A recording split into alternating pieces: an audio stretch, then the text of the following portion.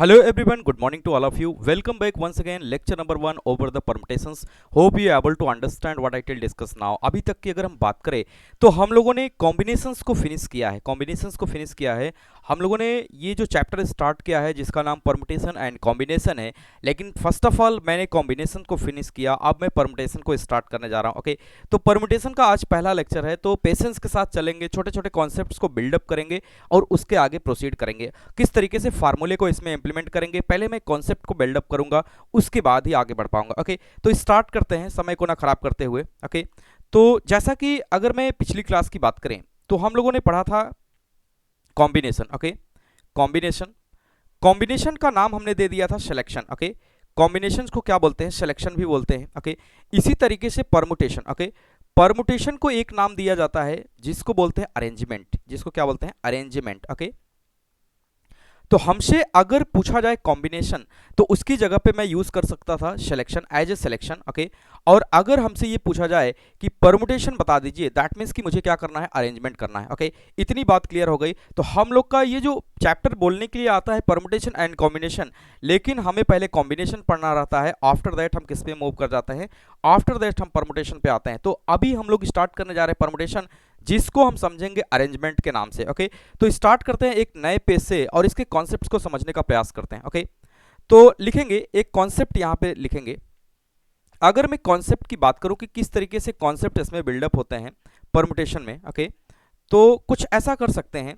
Arrange, अगर मैं यहां पे लिखूं arrange letters A N comma D, arrange letters A comma N comma D in a row. Okay, एक रो या कॉलम, रो या कॉलम में इन लेटर्स को कितने तरीके से हम क्या कर सकते हैं? अरेंज कर सकते हैं, ये समझने का हम प्रयास करेंगे। ओके, तो अरेंज करते हैं। अगर मैं ए से स्टार्ट करूं, ओके, अगर मैं ए से स्टार्ट करूं तो ए एन डी हो सकता है। ओके, ए को अगर मैंने होल्ड रख लिया तो यहां पे अगला क्या हो सकता है? A D N.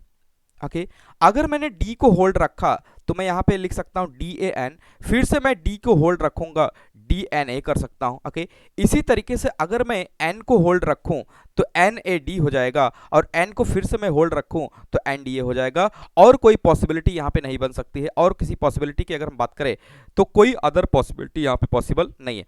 यानी कि ये सभी पॉसिबिलिटीज हैं यहां पे इन तीन लेटर्स को लेके, इन तीन लेटर्स को लेके। ये अगर हम देखें इसको सिंपल काउंटिंग से, अगर हम लोग देखें सिंपल काउंटिंग की हेल्प से हम लोग देखें तो ये 6 अरेंजमेंट्स हैं। 6 क्या हैं? अरेंजमेंट्स हैं। यानी कि अगर मैं एक सिंपल लैंग्वेज में बोलूं तो इन तीन लेटर्स को यूज करके, इन तीन लेटर्स को यूज करके जितने डिफरेंट टाइप्स के हम वर्ड्स बना सकते हैं, जितने डिफरेंट टाइप्स के वर्ड बना सकते हैं, वो इसका एक रो में क्या होगा? अरेंजमेंट होगा। मैं इसको कॉलम में भी कर सकता हूं, कॉलम में पेज सिर्फ ज्यादा लगेगा, कॉलम में सिर्फ पेज ज्यादा लगेगा, उसको हम इस तरीके से कर सकते हैं, ए एन डी, इस तरीके से। फिर अगला टर्म अगर हम लोग देखें तो अगला टर्म इसके नीचे लिखना पड़ेगा, ए के ही होल्ड रखा, ए डी एन। ओके, अगले टर्म की अगर हम बात करें तो यहां पे अगला टर्म हो जाएगा ए, एन को मैं होल्ड रखूंगा, एन डी ए। इसी तरीके से अगला टर्म को अगर हम लोग देखें तो एन को ही होल्ड रखेंगे, N A D, and so on. Similarly we can find, अभी यहां पे मैंने एन के साथ 2 टर्म यूज किया, ए के साथ किया। अगर मैं डी को देखूं तो डी के साथ भी मैं ऐसा ही कर सकता हूं, D A N. And last one की अगर हम बात करें तो डी एन ए। इतने टाइप के डिफरेंट लेटर्स, यानी कि ये किस में है? कॉलम्स में है, ये रो में है। ये किस में है? रो में। ये रो वाइज है। ओके, ये रो वाइज है, और ये नीचे वाला कौन सा होगा? Column wise. कॉलम्स में भी हम अरेंज कर सकते हैं। ओके, कॉलम्स में भी हम इसको अरेंज कर सकते हैं। तो उम्मीद करते हैं समझ में आ गया होगा।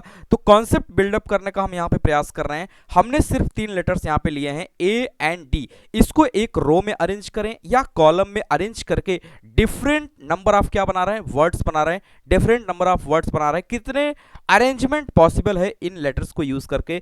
तो उम्मीद करते हैं समझ में आ गया होगा कि हम जितने तरीके से अलग अलग वर्ड्स इन 3 लेटर्स को यूज करके बना सकते हैं, उतने नंबर ऑफ क्या होंगे? अरेंजमेंट्स होंगे। तो यहां पे अगर मैं थोड़ा सा क्लियर कॉन्सेप्ट करूं और यहां पे मैं थोड़ा सा लिखने का प्रयास करूं कि number of ways of arranging, number of ways of arranging की अगर बात करें तो 6 bye simple counting, with the help of simple counting. अगर मैं इसकी बात करूं तो bye simple counting, okay, simple counting की हेल्प से, ओके, सिंपल काउंटिंग। मैंने सिंपल काउंटिंग की हेल्प से यहाँ पे काउंट कर लिया कि नंबर ऑफ अरेंजमेंट्स यहाँ पे कितने हो गए, 6 हो गए। ओके, तो जितने तरीके से हम इसको डिफरेंट नंबर्स ऑफ लेटर्स बना पा रहे हैं, उतने नंबर ऑफ क्या हो गया, अरेंजमेंट्स हो गए। ओके, उम्मीद करते हैं समझ में आ गया होगा। लेकिन अब देखिएगा, अब यहीं से धीरे धीरे हम कॉन्सेप्ट की तरफ मूव करेंगे। आगे अगर हम लोग बढ़ें तो ऐसे भी लिख सकते हैं कि find number of different words, okay, number of different words that can be formed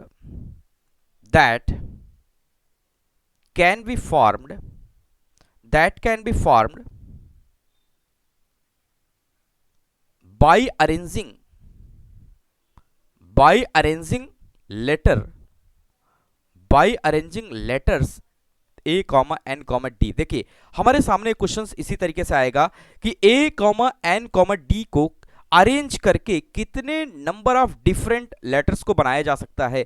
तो इसके आंसर को स्टेटमेंट वाइज अगर मैं लिखूं तो आपको एक क्लियरिटी आएगी। स्टेटमेंट वाइज अगर इसके आंसर को मैं लिखूं तो आपको क्लियरिटी आ जाएगी। ओके,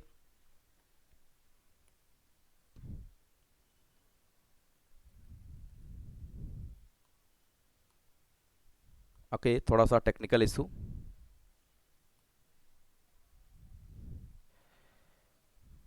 ओके, देखिएगा, अगर ये क्वेश्चन हमसे पूछा जाए कि find number of different words that can be formed by arranging the letters A and D को यूज करके कितने नंबर ऑफ डिफरेंट लेटर्स बनाए जा सकते हैं, तो इसके आंसर को आप समझिएगा कि जितने टाइप से ए एन डी को हम अरेंज कर सकते हैं, उतने नंबर ऑफ डिफरेंट क्या बन रहे हैं, लेटर बन रहे हैं।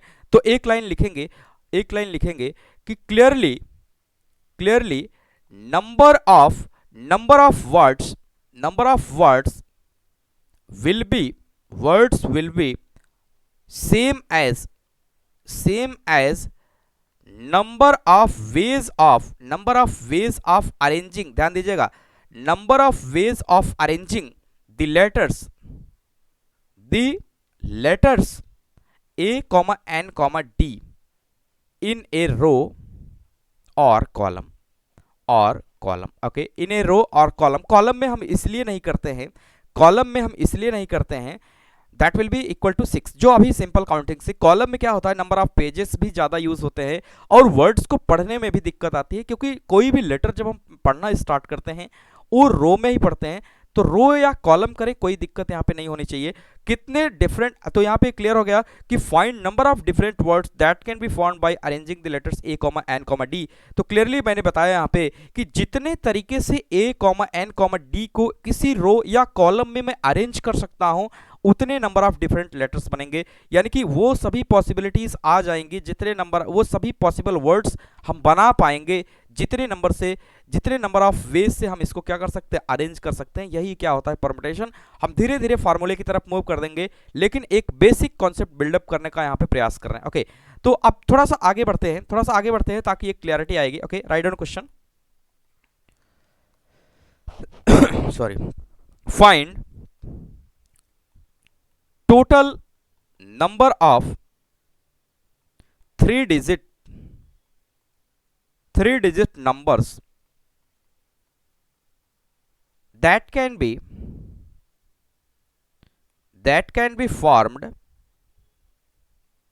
by using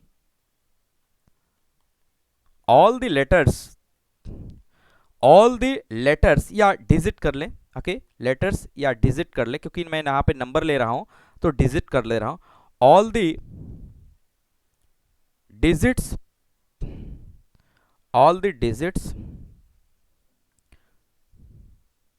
2, 4, 7। ओके, फिर से वही है कि find total number of 3 digit numbers that can be found by using the all the digits. In digits को यूज करके मुझे 3 डिजिट का नंबर बनाना है। तो मैं ऐसा कर लूं, अगर मैं यहाँ से सोल्यूशन लिखना स्टार्ट करूं, अगर मुझे नंबर ही बनाना है, मैं 2 से स्टार्ट कर रहा हूं। 4, 7, 247 एक नंबर हुआ, 2 को होल्ड रखा, 7, 4 को आपस में रिप्लेस कर दिए थे, ये दूसरा 274 दूसरा नंबर बन गया। इसी तरीके से 4 को अगर मैं होल्ड रखूं और 7, 4 को आपस में रीअरेंज कर लें, फिर से 4 को होल्ड रखूं, 4, 7 को रीअरेंज कर दें। ओके, इसी तरीके से 7 को होल्ड रखूं और 4 7 को कर दें, ओके 7 को होल्ड रखो 2 4, ओके 7 को होल्ड रख के 2 4 को कर दें, ओके 7 को होल्ड रख के 2 4 को रख दिया। इसी तरीके से 7 4 2, यानी कि अगर मैं फिर से देखूं तो इसमें 6 नंबर्स आए हैं। कितने नंबर्स आए हैं? 6 नंबर्स आए हैं। ऑल पॉसिबल वे में अगर मैं हम लोग देखें तो यहाँ पे 6 नंबर्स आए हैं। 6 यानी 3 डिजिट के 6 नंबर इस तरीके से बनाए जा सकते हैं। अब धीरे धीरे हम कॉन्सेप्ट की तरफ मूव करेंगे, क्योंकि देखिएगा अभी हमारे पास ये 3 डिजिट है, ओके इसी तरीके से अगर 30 डिजिट्स हो जाएगा या 13 डिजिट्स हो जाएगा तो कहीं ना कहीं ये कॉम्बिनेशन जो हम बना रहे हैं, जो अरेंजमेंट कर रहे हैं, उस अरेंजमेंट में क्या हो जाएगा? दिक्कत आ जाएगी, कोई ना कोई नंबर छूट जाएगा। अभी यहाँ पे एक को मैंने फिक्स किया, 2 को रीअरेंज किया, तो आपस में ये 2 कॉम्बिनेशन बन के आ जा रहा है, 2 नंबर्स यहाँ पे मुझे मिलके आ जा रहे हैं, ओके।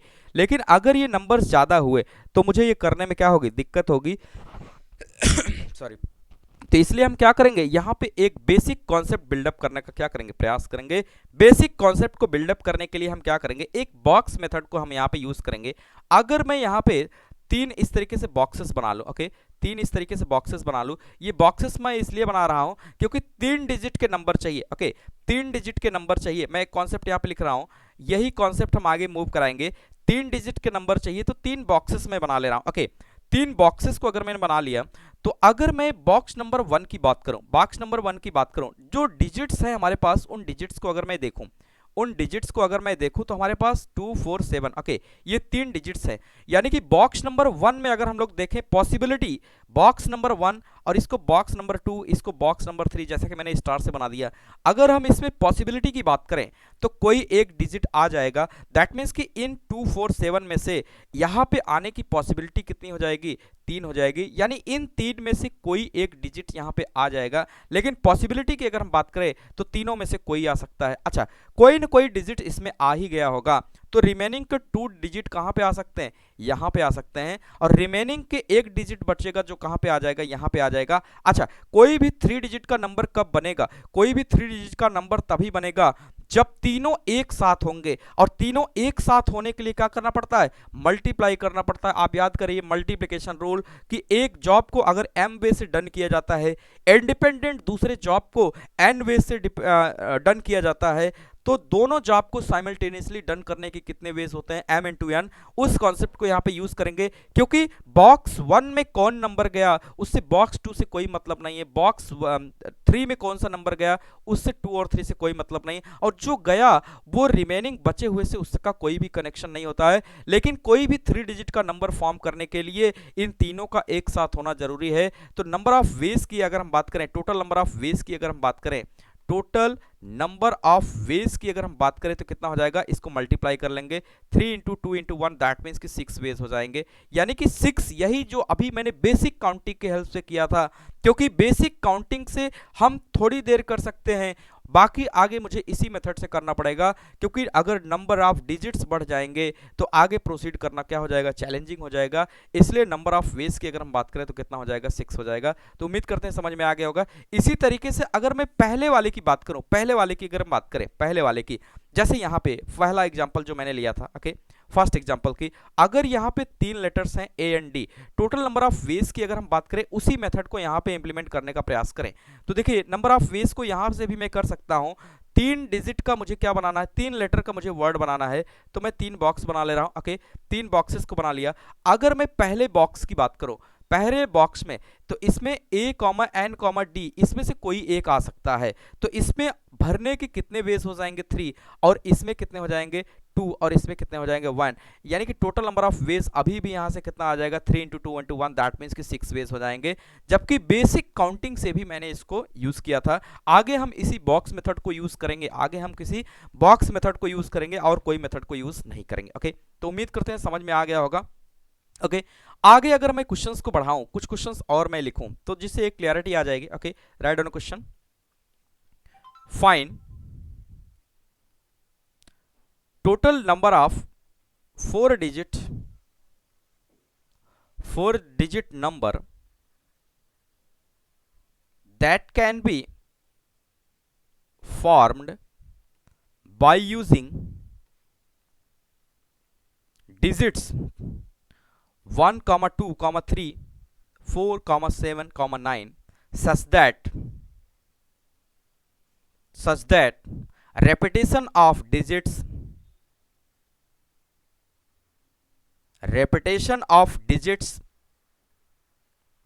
is not allowed। आगे मैं क्लियर करूंगा रेपिटेशन ऑफ डिजिट्स में बाय डिफॉल्ट क्या होता है और कस्टम में क्या होता है। तो बाय डिफॉल्ट रेपिटेशन अलाउ रहेगा, लेकिन जहां पे लिख दिया जाए कि रेपिटेशन नॉट अलाउड, वहां पे हाईली स्ट्रिक्ट हो जाएगा, वहां पे मुझे अटेंशन देने की जरूरत पड़ेगी। ओके, तो देखिए find number of 4 digit number, तो फिर से मैं वही बॉक्स मेथड को यूज करूंगा। ओके, तो 4 डिजिट का नंबर मुझे बनाना है, तो मैं क्या बना लूंगा, 4 बॉक्सेस को बना ले रहा हूं। ओके, 3 4। ओके, 4 बॉक्सेस मैंने बना लिया। 4 डिजिट का नंबर मुझे बनाना है। ओके, इसमें यह कहा जा रहा है कि 4 डिजिट का नंबर मुझे बनाना है, लेकिन रिपीटेशन अलाउ नहीं होना चाहिए। रिपीटेशन अलाउ नहीं होना चाहिए, तो सोचिए इस बॉक्स को अगर मैं पहले बॉक्स को देखूं तो 1, 2, 3, 4, 7, 9, इसमें से कोई भी डिजिट इस प्लेस पे आ सकता है 4 डिजिट के नंबर को बनाने के लिए। दैट मीन्स कि फर्स्ट प्लेस को ऑक्यूपाई करने के नंबर ऑफ वेज की अगर हम बात करें तो कितने हो जाएंगे, 6 हो जाएंगे। कितने हो जाएंगे, 6। इसी तरीके से अगर रिपीटेशन नॉट अलाउड है, दैट मीन्स कि कोई ना कोई डिजिट 1 2 3 4 7 9 में से यहां पे आ गया होगा इस प्लेस पे। अगर यहां पे आ गया होगा तो रिमेनिंग के 5 डिजिट कहां पे आ जाएंगे, इस प्लेस पे। और यहां पर भी कोई ना कोई एक डिजिट आ गया होगा उस 5 में से, तो रिमेनिंग के 4 डिजिट कहां पे आ जाएंगे, इस प्लेस पे आ जाएंगे। अगर 4 डिजिट में से एक डिजिट यहां पे आ गया तो रिमेनिंग के 3 डिजिट्स कहां पे आ जाएंगे, ये आ जाएंगे। अगर ये पॉसिबल वेज है यहां पे प्लेस करने की, तो number of ways of to form total numbers in digits को यूज करके, तो टोटल वेज की अगर हम बात करें तो एक साथ ये आएंगे तभी 4 डिजिट के नंबर बनेंगे। तो टोटल नंबर्स की अगर हम बात करें वो कितने ऐसे नंबर्स बनेंगे, तो वो हो जाएंगे 6 × 5 × 4 × 3। दैट मीन्स कि इसको हम कैलकुलेट करेंगे तो कितना हो जाएगा, 30 और ये 12 हो जाएगा, 12 3 36, 360। यानी कि 360 ऐसे नंबर्स होंगे जो 4 डिजिट के नंबर होंगे जिसमें रेपिटेशन नहीं अलाउ होगा। दैट मीन्स कि अगर मैं कॉन्सेप्ट की बात करूं कि इसमें नंबर्स किस तरीके से बिल्डअप होंगे, तो जैसे मैंने ले लिया 1 2 3 ओके एंड 4, 1 2 3 एंड 4, ये 4 डिजिट का एक नंबर होगा इस तरीके से। अगली अगर हम बात करें तो 2 3 4 7 इस तरीके का एक नंबर होगा। ओके, आगे अगर हम बात करें तो यहाँ पे हो सकता है 2 4 7 9 ऐसा हो सकता है नंबर 4 डिजिट का। ये जो 360 वेज आएंगे उसमें ये सब पॉसिबल होंगे, लेकिन कहीं पर भी ऐसा नहीं होगा कि 2 2 3 7। Okay, this is not the way. ऐसा इसलिए है क्योंकि इसमें देखिए एक डिजिट यहाँ पे क्या हो रहा है, रिपीट हो रहा है, repetition not allowed. That means कि कोई भी रिपीट नहीं करेगा। 7 3 2 7 इस तरीके का डिजिट नहीं हो सकता है, 7 9 1 2 इस तरीके का 4 डिजिट हो सकता है। यानी कि जो नंबर्स मुझे बनाने हैं उसमें इस तरीके का वेज हो सकता है। ओके, यानी कि these types of numbers allow होंगे। तो इस तरीके से अगर हम बात करें, इस तरीके के कितने नंबर्स आएंगे, 360 नंबर्स आएंगे। 360 नंबर्स इस तरीके से पॉसिबल होंगे इन डिजिट्स को यूज करके। ओके, तो थोड़ा सा अगर मैं लिखूं क्लियरली, यहां पे मैं देख पा रहा हूं clearly, number of numbers will be same as number of veg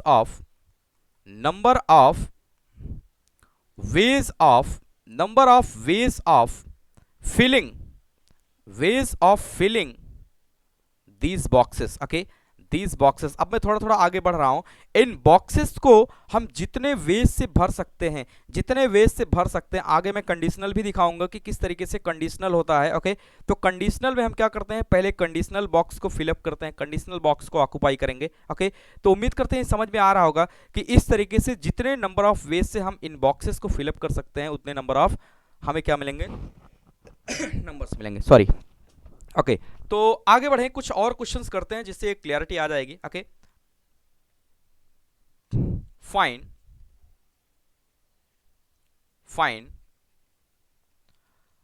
how many numbers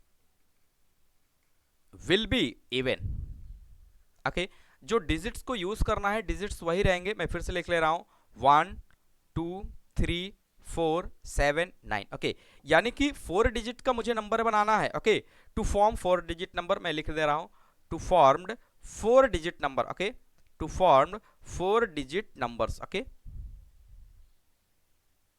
4 digits के नंबर्स बनाने हैं, तो 4 डिजिट के नंबर बनाने के लिए मैं क्या करूंगा, 4 बॉक्सेस में बना ले रहा हूं, 1 2 3 4। ओके, 4 डिजिट बनाने के लिए मैं 4 बॉक्सेस बना लिया। ओके, जैसा कि मैं बता चुका हूं कि इन बॉक्सेस को जितने तरीके से हम प्लेस कर सकते हैं, इन बॉक्सेस में नंबर्स को जितने तरीके से हम प्लेस कर पाएंगे उतने नंबर ऑफ क्या बनेंगे, नंबर्स बनेंगे।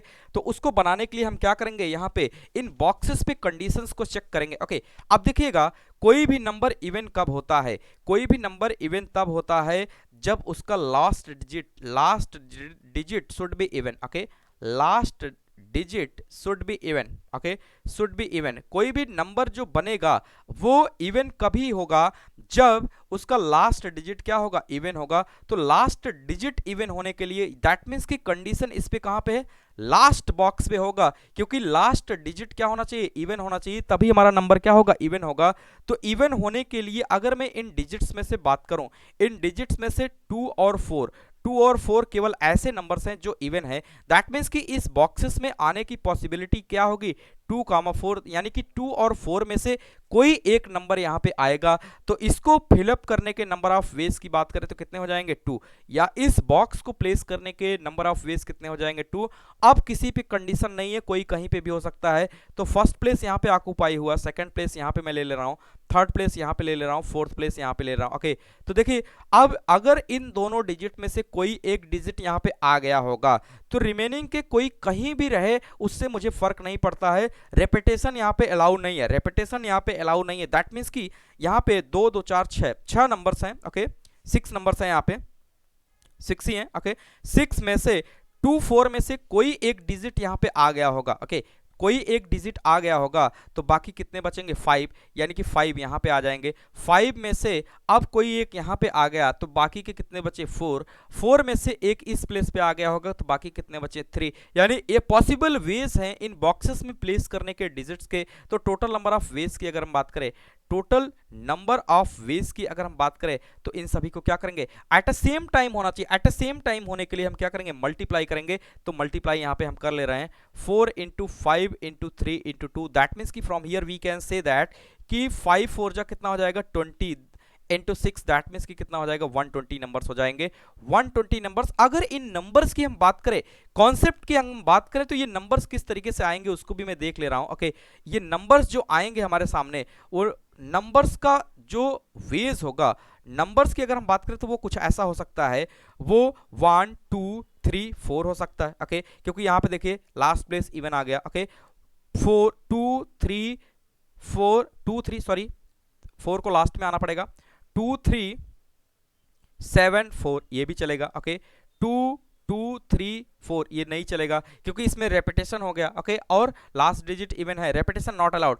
3 4 7 2 ये चलेगा क्योंकि यहां पे लास्ट प्लेस क्या होना चाहिए, इवन होना चाहिए। ओके, 5 4 3 2 ये भी चलेगा। ओके, तो इस तरीके से अगर हम बात करें, जो मैंने चेकआउट किया है, जिसको क्रॉस नहीं किया है, इस तरीके से 120 नंबर यहाँ पे क्या होंगे, फॉर्म होंगे, 120 नंबर्स यहाँ पे क्या होंगे, फॉर्म होंगे। ओके, तो उम्मीद करते हैं समझ में आ गया होगा। तो एक सवाल और करते हैं जो कि आज का लास्ट सवाल होगा। ओके, फिर मैं क्लास को फिर से कंटिन्यू करूंगा। एक बेसिक कॉन्सेप्ट को यहाँ पे बिल्डअप करने का मैं प्रयास कर रहा हूँ। अगली क्लास में मैं कुछ अच्छा क्वेश्चंस लेके आऊंगा। ओके, थोड़ा सा कुछ इशू है जिसके कारण मैं क्लास को क्विट कर रहा हूँ। ओके, तो एक क्वेश्चन और ले लेते हैं, बाकी फिर मैं नेक्स्ट क्लास में इसको कंटिन्यू करूंगा। ओके ओके, एक छोटा सा क्वेश्चन ले रहे हैं, लास्ट क्वेश्चन रहेगा। Find total number of 5 digit number that can be formed by using digits 1 2 3 4 6 7 and 9, and repetition is not allowed, repetition of digits is not allowed। okay, जो repetition of digits है वो allow नहीं है। Okay, तो मैं यहाँ पे क्या कर रहा हूँ, 5 डिजिट का नंबर बनाना है तो मैं 5 बॉक्सेस बना ले रहा हूँ। ओके, 5 क्या करेंगे, बॉक्सेस यूज कर लेंगे यहाँ पे।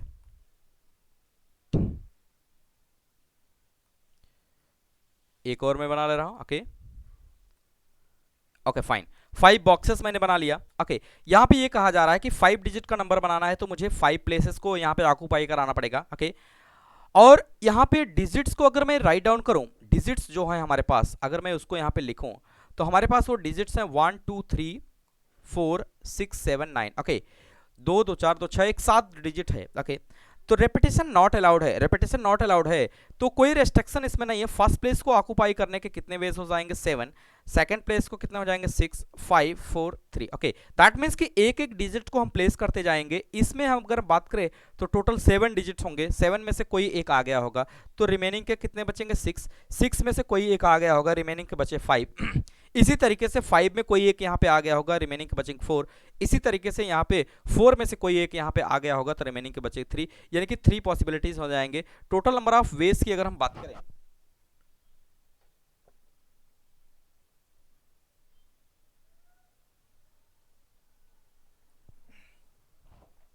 Okay, total number of numbers की बात करें, टोटल नंबर ऑफ नंबर्स की अगर हम बात करें तो इसको एट सेम टाइम करना है। एट सेम टाइम के लिए हम क्या करेंगे, मल्टीप्लाई करेंगे 7 इंटू 6 इंटू 5 इंटू 4 इंटू 3, इसको कैलकुलेट कर लेंगे तो कितना हो जाएगा 42 23, यानी कि 42 और यहाँ पे कितना हो जाएगा 60,